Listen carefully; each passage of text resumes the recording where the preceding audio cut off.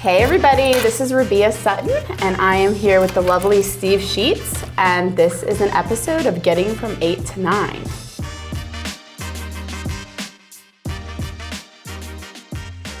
Where we are going to talk about you and your business and how you got from zero up to $7 billion, right? I love to talk about me. Yeah, I'm in.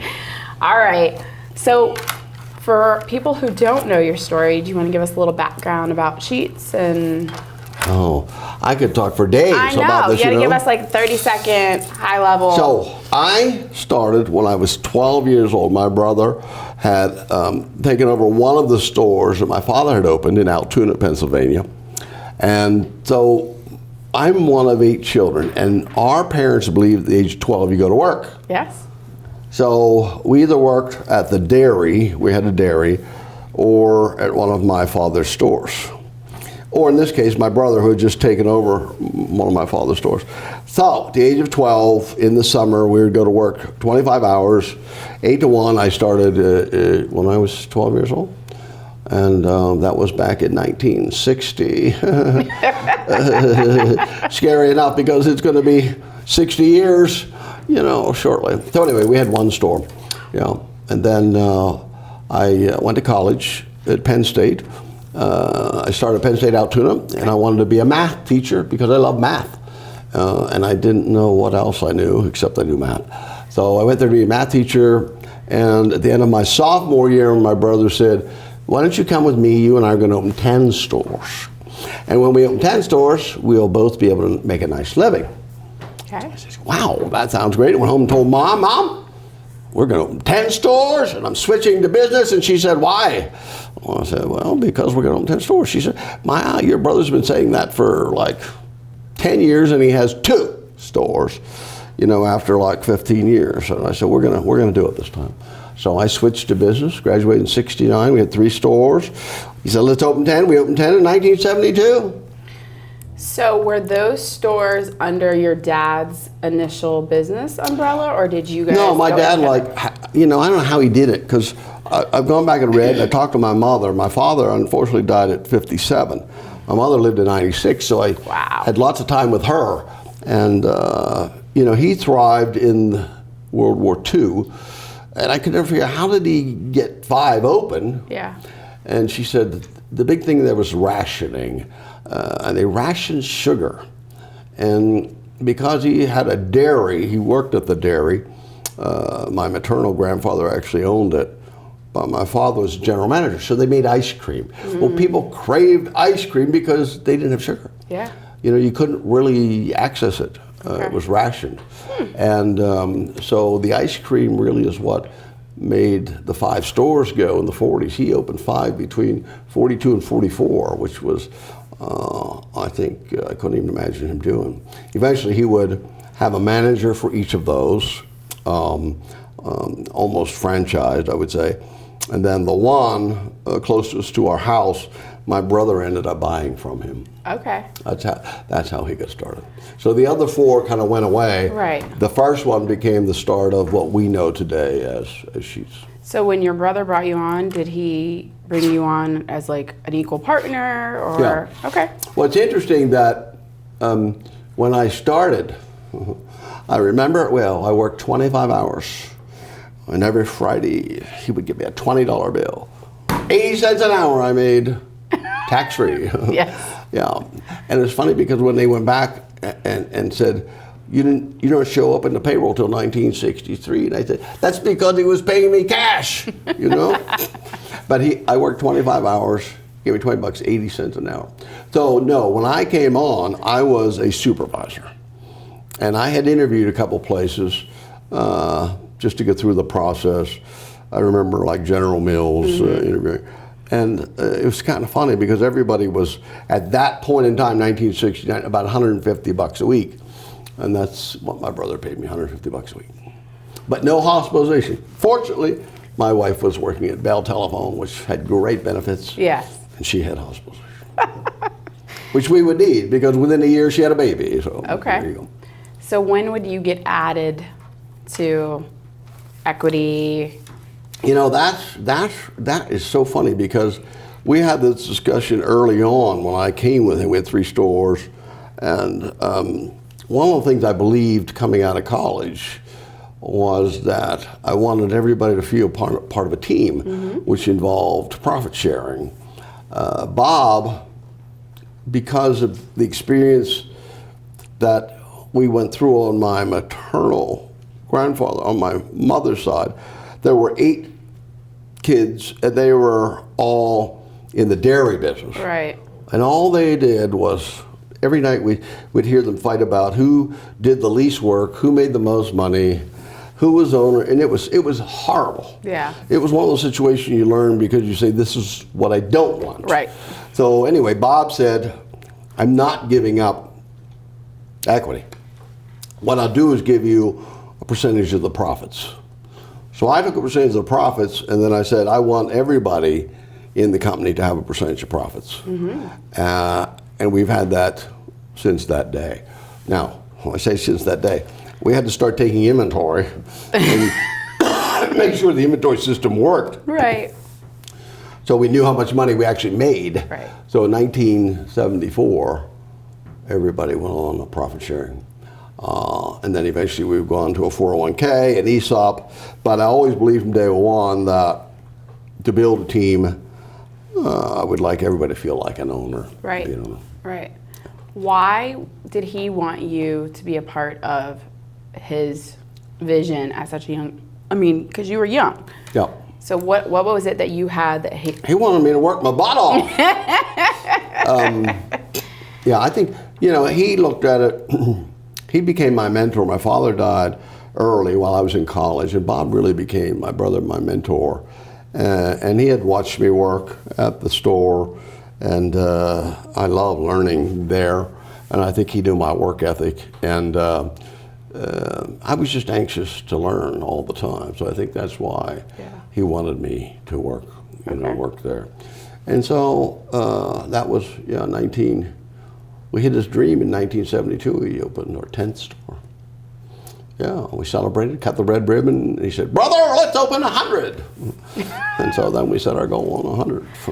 So that brings me to my first question that I try to ask everybody is, when you hear the word scale, what does that elicit from you? So this is a good segue. Yeah, scale was, you talk about scale, and then we're sitting there at 3 stores, and our goal was clearly 10 stores. Right. So now it's, okay, I always think about things always the same way. I just told the students, where am I today? Where do I want to be? And how are we going to get there? Right. And so here we are, we're at 3 stores, we're headed here, 10. How are we going to get there? Because then you start looking, what are the resources I need, the competencies I need, and we didn't have a lot of money. So it became a matter of, we got to make sure, we keep the finances under control. And so we were pushing vendors for equipment, for all the shelving to provide. We were pushing them to put in the first order free. We felt like they were our partners. And so I was doing all of the design of the stores, the buying. Okay. We didn't really have resources to access. So a lot of what we tried to access was people, friends and people in business that we knew who would kind of provide counseling for nothing. Yes. And they did. Yep. We had good friends with president of Pepsi Cola here locally, the president of the bank, and they really gave good counseling for nothing because we didn't have any money. And that's what we needed at that time. In order to scale, we needed help in terms of people who had scaled, right. And what does it mean and how can we get there because we don't have the money. So they really helped us do that with little expense because we just didn't have a lot of resources. So we kind of pushed vendors. We didn't buy buildings, we leased buildings, and we just tried to conserve cash along the way. Do you still lease versus buy buildings? We do lease because we looked at it and said, okay, we have a limited budget. Here's what we can spend. Early on, it might have been $5 million. And said, well, if we buy 3 properties, we can do 3. Or we can do 10. if we lease them. Yeah. And we said, what's our core competency? Our core competency is running these stores, and we can get a giant return. The real estate business is going to be 7 or 8% return, and that's not really our business. So let's lease, and that's what we did and still do. Okay. And you don't see that changing, right? No. I mean, I think on a personal basis, we ended up buying some real estate and leasing it, but within the company itself, I think it's a lease deal. We stay to our core competencies. What's the most exciting thing for you about scaling, expansion, kind of building? Yeah, I mean, you think back, you think you're going from 3 to 10. It's just, when you have that goal, there's excitement generated, I mean, when we came out in 1972 and said we're going to open 100, we had 10. I mean, the excitement is like, woo, because you're going from here to here. Yeah. And now everybody's like pumped. They're like scared in the organization because remember, you have 10 stores, you don't have all that many people. Right. And you're going to 100. And it's exciting. I mean, we have a goal, we're going to climb toward. Yeah. And we know that, we've got a lot of stuff to fill in, a lot of resources to go from here to here. But we've got a visionary, Bob, and me, who the guy's going to make it happen. So we got people who are going to make it happen. Yeah. That we already said we were going to 10, and we did it. We've pushed the goal way out, but I think, you have to be able to sell the vision to your people and be able to convince them that you're the people that can lead it to get her to here. And they jumped on board, and it's exciting. It's exciting when you go. Are those the two roles that you two kind of settled into? Is like he comes up with the vision, and maybe you consult, and then you execute? Yep. He was, without question, the leader, the visionary, and I was more the manager. And I could design the stores. I could design that cookie cutter, get the equipment order, and I had the people, boom, hire the people, boom, boom, administrative boom. stuff. There you go. And so you just keep running it day to day, and then he says, I'm going to Florida. And I say, goodbye, I know how to take care of this stuff. And then I'm like, okay, what do I do now? And how long ago was that? That was 1983. Oh. And then all of a sudden, that's when we hit 100 stores. Yes. And my brother, who in 1952 had one store, but he also drove a school bus because there wasn't enough money to make a living. Wow. So he would drive a school bus, in the morning and the afternoon to try to supplement, his income. So you get a school bus driver who had one store, had this vision of 100, so at 100, he had hit it. And so he left. But when he left, he took his vision with him, and then I had to decide, at that point, I just said, let's open more stores because we were successful under him. I'm going to do it better. We're going to open more. Not only that, we're going to open restaurants too. Okay. Because we sell donuts. Why don't we have a Mr. So Donut? at that point, you were, up until mid-'80s, you were just kind of more convenience. We were convenience You weren't stores. doing the hot meals and things like that. No, we were just doing convenience stores. Okay. And then at that point I said, well, we sell donuts, why don't we have some Mr. Donut shops? And we want to sell beer in Pennsylvania, they won't let us in the convenience store. So let's go by their rules and open, we called them sandwich saloons, we called them Chicken Charlies, anything to be able to get 40 seats in there and sell beer. And then we opened a Haagen-Dazs shop as well. So we had like 11 restaurants, plus we were growing the Sheetz store. So between 1983 and 1985, we opened 53 new units, which I still can't believe. And that's when we had a lot of problems. Yeah. Are any of those restaurants still existing? No, when we got in trouble in the 80s, I always say Bob took his vision. He went to Florida and took his vision with him. Right. And it wasn't until about 88 that I figured it out, the difference between the manager and the leader, and I had to become a leader. And so I went and talked to customers and employees because I didn't know where the hell I was going, and they would help me, I thought, find where I was going. Which they did. Mm-hmm. And it kind of told me to go where the customer wants me to go instead of where I felt we should go. And the business, the trends and the business, the lifestyles had really changed, and I wasn't following that. More and more I mean, our business was geared toward take home. Right. And that was geared toward people eating lunch at work, at school. You take your own lunch. And all of a sudden, that was beginning to really change. People were eating out more. Right. They weren't carrying their lunch anymore. There were cafeterias in the schools. And that really impacted our business. But our model itself hadn't changed. And so I realized as I talked to customers and what they wanted, talked to employees, that we had to change that model, and that it wasn't working. And so in 1988, we began changing the model. We came up with a new one, which incorporated everything customers told us they wanted. And so now we had one store that fit the model. We had 150 that did not fit the model. And now we had to figure out how to transition. Wow. I do remember this now. You do? You literally had to overhaul the entire business according to your new vision that you derived from your customers and partners. Yeah, it was a bigger lot. We had, if you think about it, for the first 20 years we had no gas. Yeah. And then we added gas, very small. It was just 2 pumps, and it was probably 1% of our profits, and then 2%. Then all of a sudden, it got bigger.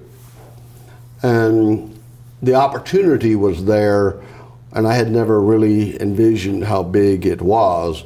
I think until we talked with customers who said, I'd like to come in and get gas, but the pumps are full. I only had 2 pumps.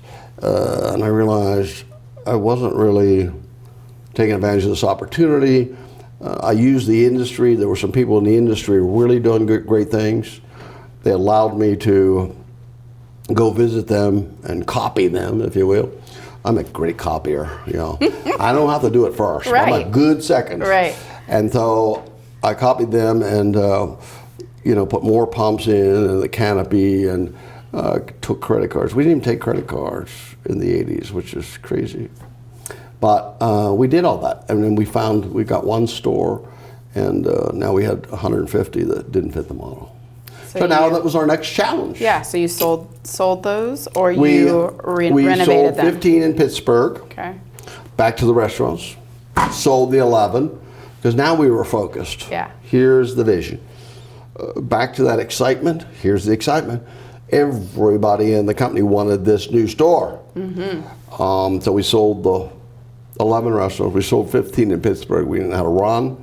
So we were kind of taking the cash, redirecting it toward the rebuilding of existing stores. We had to get through each store and say, can we add more gas pumps? Right. Do we have the property? Yeah. Could we rebuild, remodel? And so it slowed expansion, just kind of shut it down, and it was more about rebuilding, repositioning what we had, and being able to take advantage of the opportunities. And then we also, through that whole process of talking with customers, they wanted fresh food, and we didn't really have fresh food then. And so I had a guy at one of our stores testing a new concept where he was making sandwiches to order. Okay. And it worked. And then once that happens in one store, all of the surrounding stores say, I want that too. Right. We always say if you have a pull where the stores are pulling for something, it's always going to work much better than the push. Sure. Where corporate is saying, you're taking this, on today. Yeah. Doesn't work so well as when they pull and they say they want it. So he was testing the made-to-order. It ended up being called the made-to-order program, and that was the start of it in Williamsport, Maryland. And so that came along at the same time. Then the employees said, we don't want to work by ourselves, which they were at that point. Oh. So we promised in 1988 you would never work by yourself. Okay. So now we had to build a model that took everything the customer wanted, everything the employees wanted, to put it into one, and that's when we walked away with that one store. And then we had to begin repositioning 150, selling some off, and closing some and moving forward. And so at the end of that overhaul, how many stores? Well, at the end of the overhaul, we sold I think 15 in Pittsburgh. I didn't count the 11 restaurants because they were out by themselves, but they were sold too. And we still had some in the pipeline, so we were probably still 145, 150. But we would stay there for a couple of years, because now we were taking all of our capital. Instead of building new stores, we were putting it into existing stores. Yeah. Yeah, So where are you now? we would be flat. Yeah. You know, we went from growth in numbers of stores to growth per store. So at that point, we were doing 10,000 gallons a week, you know, and today we push it to more than 60,000 a week per store. Okay. We were doing 10,000 a week inside. We pushed that to 80,000. So it was about, instead of store growth, it was about individual store. Today, we're just about to hit 600. It's going to happen shortly. We'll have 600 stores. Wow. Yeah. So I was there at 1, and with the big vision was 10, and then we went to 100. We're like, 100? We'll never get to 100. Here we sit today. We're at 600. So when all the trouble was happening, Bob left. Did he ever try to come back?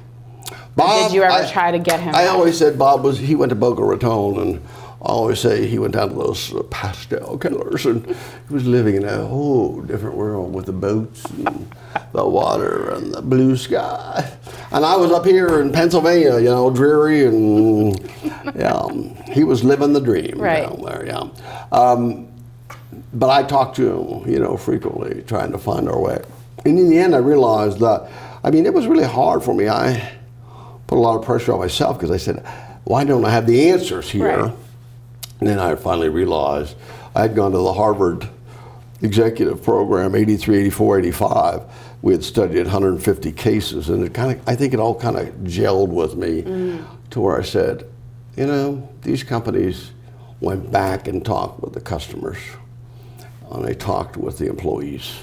And that's how you find your way, as opposed to us sitting around in a room and thinking you know what the market wants. Well, we did. Yeah. You know, my brother Louie and I, my youngest brother, went to Hagerstown, spent 2 days talking one-on-one. He had a group, and I had a group of customers. We had carefully segmented them. 40 of them were very heavy users, which meant 5 times a week at Sheetz, and they had 5 times a week at a competitor. Yep. And it was very simple. Why do you shop there? Who do you shop at, and why? And we learned so much from those 80. And then, of course, you have to take that and say, make sure that it's true. That, you know, it's not a big enough sample. So you take the 80, and we got out to like 2,000, and they had to be across all of the zip codes that we're in, and it verified. I mean, it was verified through the model. And then we knew we had good information. And then we had to come back, and what we were doing, I said, wasn't working. Now here's what the customer wants. Let's do it. We have nothing to lose at that point, because what we're doing is taking us this way. Yes. Yeah. So what's your current goal? You know, we don't look at it in terms of number of stores. However, we do look at market areas. And as we went through our plan last week, you know, you open some, close some, but it had us getting to 900 a little faster than I had thought. Okay. And a lot of it has to do with, you know, how much cash do we generate and how much we're going to spend. The first thing we kind of shut down if things don't go well or aren't going well is kind of shut down the new store growth, because it takes not just a lot of capital, but a lot of human resources as well to open it. But if we go according to plan, it's like 30 new ones, then 32, 34, 36, 40, then we get 43, you know, to where we ramp up to about 50 a year. And that's kind of the plan. Doesn't mean it goes that way, but if something, you know, negatively impacts it, we'll back off. So you have a dedicated team that does the build out for each? We hire locally? We have a real estate team that made up about 10 people. 4 of them are currently in the DC market, because we call it the Nova market, Northern Virginia. That's kind of where they're working hard. Yeah, exactly. Lots of expansion. We just opened 100 in North Carolina, probably in the last 10, 12 years. So we've moved one of those people up. There's still somebody in North Carolina, you know, and you still have a person in Ohio and Virginia, but in Pennsylvania, but we've put the emphasis now on Nova, where we want to open 10 to 12 a year. So the real estate team finds the properties. Yep. And then you do like a feasibility study or something to determine where the right Well, they space get is. through. We have a master list kind of where the site is, and we look at a lot of government data. Yeah. You know, how many miles do you drive to work or school? What's the income, the crime rate? All of those things go into this model, if you will. Yeah. And then we're still old school, I guess, but one of three of us approves each of those sites in the end. Okay. Used to be two of the three. You know, we gain a little more confidence, so it's one of the three will approve the site once our guys have really taken the real estate people to work through. And then we have a store development team, which Yes. now develops it. And those are the same people consistently, and then are they using local resources They to do. the construction Yeah, and they build use out? local for the build out. They also use them in the real estate process, development people and real estate people are helping to find those locations. And then we have a foreman who hires local people to actually build the stores. Very cool. And earlier on, I'm assuming it was easier. So there was less surveillance and technology Sure. to, yeah. Yeah, and I think, you know, as a manager early on, you come out of college, and even though I had worked in the store, I mean, there's some people, I was exposed to the store and the theft, but, you know, it kind of hits you, you know, you always have to, I think, as a manager, find a balance, because sometimes I got imbalanced. You know, and I felt like everybody in the world was stealing from me. Yeah. And then if you start managing like everybody's stealing from you, you've gone down the wrong path. Right. It's still only 1%, maybe 1.5% that are stealing. Yeah. And if you treat everybody like they're stealing, like when you go to prepay gas when the whole world is not prepay gas, you got a problem. And I did that at one point because I was so paranoid. Okay. So everything's about finding that balance. That balance. Yeah. And I think also managing toward the 98% or at least 80% and Right. not toward that group, Yes. smaller group.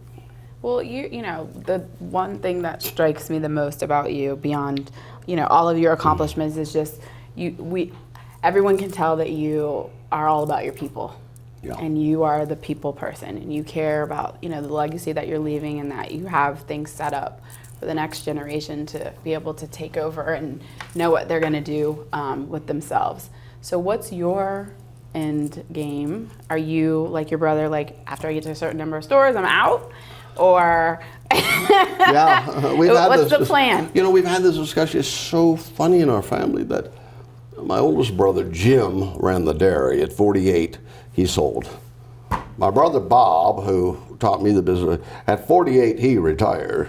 My brother, Charlie, who ran the restaurants and then was head of HR, at 48, retired. I'm like, what is going on here? I mean, you know, I'm 71, and I've gone way past the 48. Right. But when we recapitalized the last time, and then this time we actually sat down about probably 5 years ago and said, you know, the first generation, unfortunately, is moving on. Let's set this business up the way we want it going forward. And so we talked about, we want it to be a privately held family business. We actually wrote a book. Forever. I have your book. Trying to lay it Yeah. out, what we want it to happen. Okay. Realize, as we always say, we can't rule from the grave, but Yes. we can try. So we laid out that we want a privately held family business, and then we said, what do we have to do to try to make that possible? Mm-hmm. And so part of it was to form a family council, which was, as we studied family businesses, we realized that many of them fell apart. You know, second generation, third, fourth, and it was because the families fell apart. Right. And some of them, you know, wanted to sell, and some didn't. If you think about our business, it was Bob as owner, then it was Bob and I, two people. Mm-hmm. You know, and then all of a sudden, you know, it became the whole family, and now it's spread out amongst the family. There's now 106 descendants of our parents. And many of them obviously have been given stock and gifted stock. But what happens over a period of time, we have 14 family members working. Okay. which means there's 84 not working, and over time, more and more aren't working. Right. And they get to the point where maybe they're not happy with their returns. And so we put a family council together saying we need to hold family together if we have a chance of keeping this a family-held business. Right. So we did, and I became chairman of that. We also said we have to have a formal board. We always had an advisory board. We have to put a formal board together. We have a really strong board of directors, which meets four times a year. And they have really given us a lot of great direction.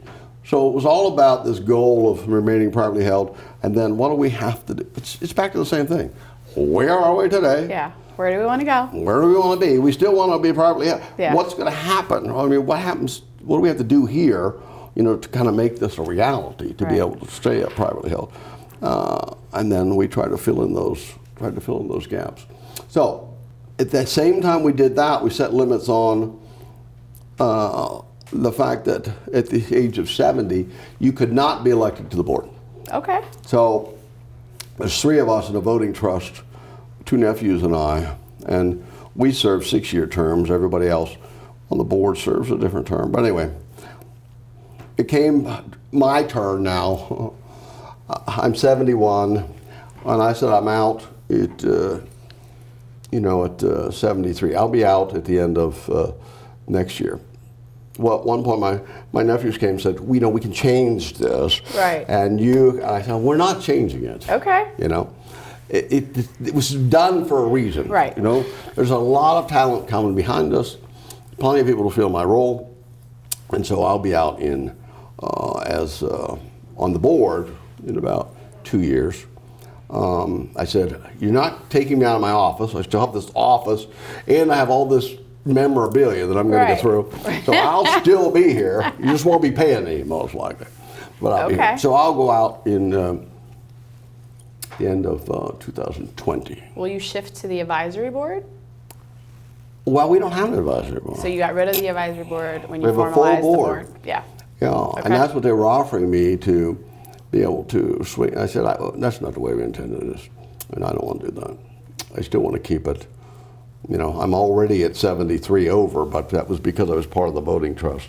But I said, that's not what we want. We want younger people there.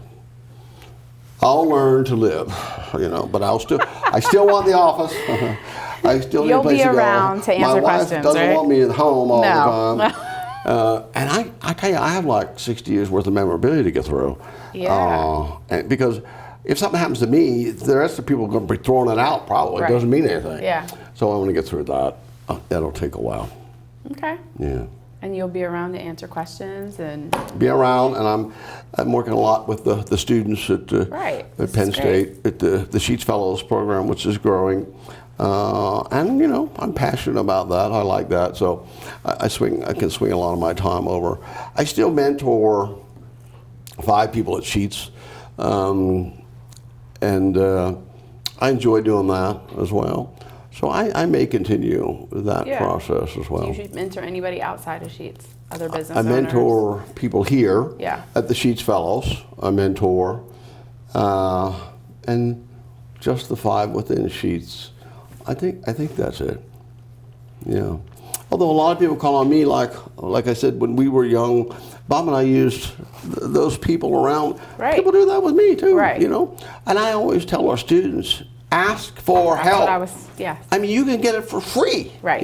Most people will help if Oh they my have the goodness! time. I mean, I still think back to the banker, the head of Pepsi. Those people helped us.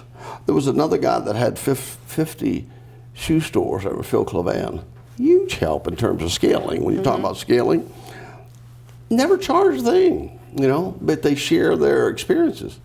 And I tell our students constantly, just search those people out. They're available. And ask. Yeah. They were a huge help, and always have been. And that's kind of a role I'm in, as I sit here now. Yep. How is technology affecting your business and the plan, the goals? There's technology, one, which is, the technology is redefining convenience. Yeah. As a convenience store, now it's like Now, I always looked at it like, here's where we are, and here's people want to be, and it's just, people now want, bring it to me now, bring it to me. It used to be, we open 24 hours Right. to become more Come convenient. get it. Yeah. We open 24 hours, we gave you bigger lots. Now it's, no, I want to order it online, and I want you to bring it here. Mm-hmm. So delivery. The technology is changing Yeah. tremendously. You think about meals and how they're being brought to the house, Yeah. I went to a restaurant the other night we go to all the time to pick up, and the owner said, Steve, that you can do it with DoorDash now. Yeah. DoorDash never even called him, the owner of the business. DoorDash just put it on his site to say, we'll deliver it. Oh. And so they never even contacted him. He said, Steve, I never knew. The owner of the restaurant didn't know until the delivery guy showed up. Said, I'm here to pick it up. And they started delivering. And I said, I did not know that. I thought that they were making a cut off of it. I said, did they charge you? Yeah. She says, no. I said, it's coming. He said, I know it is. I said, they're obviously going to build this base of customers, and then they're going to come to you and say, okay, now I want a piece of it, or we're not delivering it anymore. But right now, he I said, did not know that. He said, you can get it delivered. But they never called him. But anyway, the redefining convenience, when you think about what's happening with technology, Yeah. it's all about bringing it to me now. The other big change, obviously, is going to be is all about the environment the and electric getting rid autonomous of the vehicles fuel and the electric vehicles, which will have a big impact. So if you can make a premonition 50 years from now, where do you see gas being gone totally? And I don't think it will be gone totally. Okay. If I use the cigarettes as an example, Yeah. 1955 it peaked. There were slightly more than half U.S. population of age smoking. 1955. Wow. Today it's 16%. Okay. Yeah. So, though, as it started, in fact, when you go to 65 and 70, I still remember, you got to get out of that business. The business has gone like this. The margins, fortunately, have gone like that. Yeah. I do believe the margins will get better in gasoline as the volume drops. The volume will drop, but I still say in 50 years, I can say this because I won't be here, that the volume, there's still, we may be 60% of what we are today. Right. Maybe you go back down to the 2 pumps of gas, and then the other pumps are electric or whatever else. We know we have to get better. It's great in that it pushes us to get better. It's like cigarettes. We look at it and say, cigarettes going down. We got to do something. We push food. And took food and said, we got to get better food because it's staying. People are going to continue to eat and drink, So we started emphasizing food and beverage more and really getting better at that, adding resources. I still think if I look at the way the curve on tobacco, obviously it won't be exactly the same, but I think the gasoline's going to mirror that at some point. Will you guys do any are you doing electric pumps yet? We're the largest Tesla charging. We have the most Tesla chargers in the U.S. Okay. Our people actually went to visit Tesla in California, and they told us that. We didn't know that. It's not a money-making proposition, but if you think about Tesla, we always think, who are the customers? They have money. And if they're going to charge it takes 20 minutes for full charge. They have time. They're going to eat. They're going to. They have money to come in and spend, and they do. Yeah. Okay.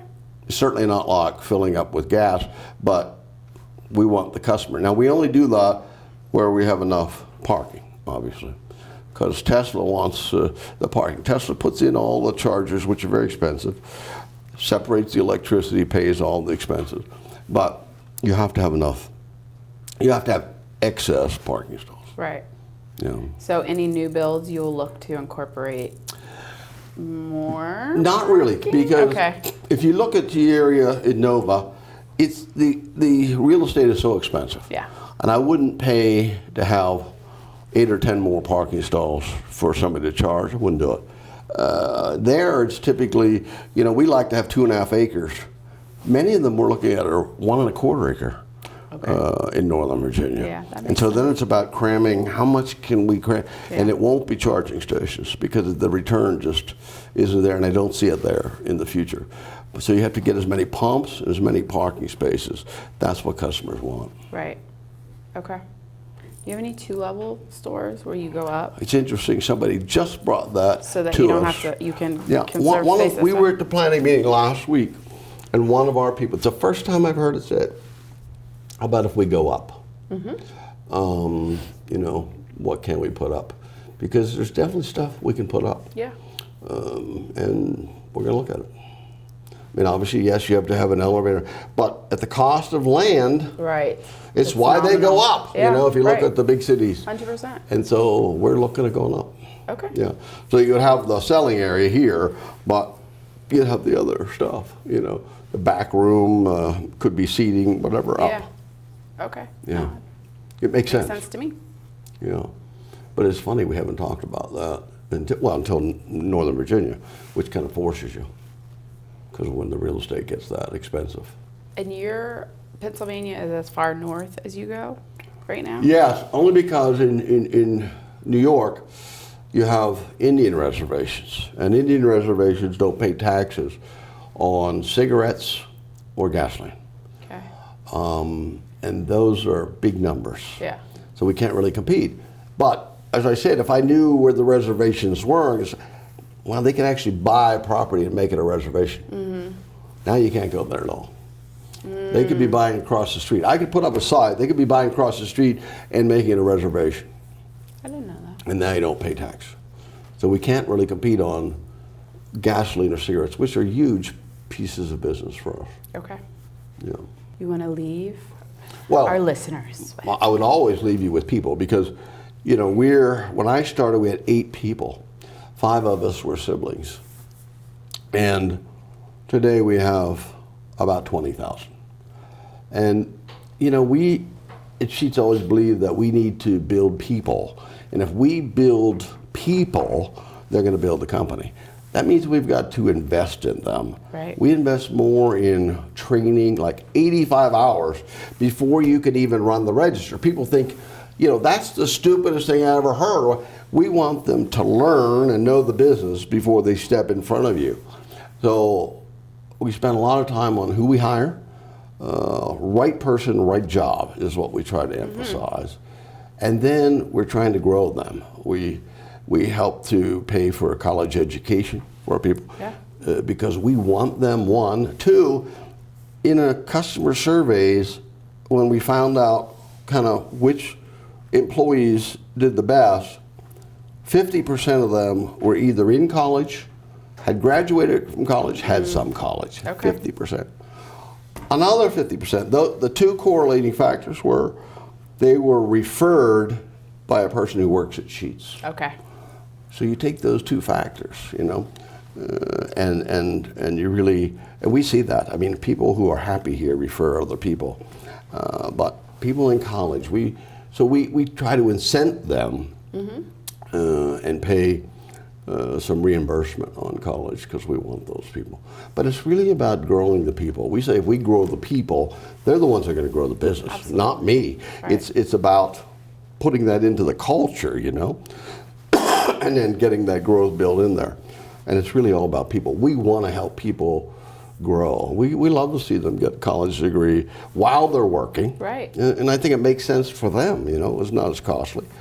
Getting a master's, we love when they go on, get a master's. And as they do, they become more valuable to us.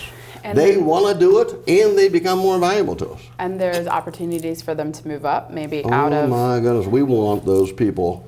I mean, we want to suck them in because I would love to get you going to college. If you talk to our Sheetz fellows, many of them are, not many, but several right now I know work for us. Right. And we're after them. Yeah.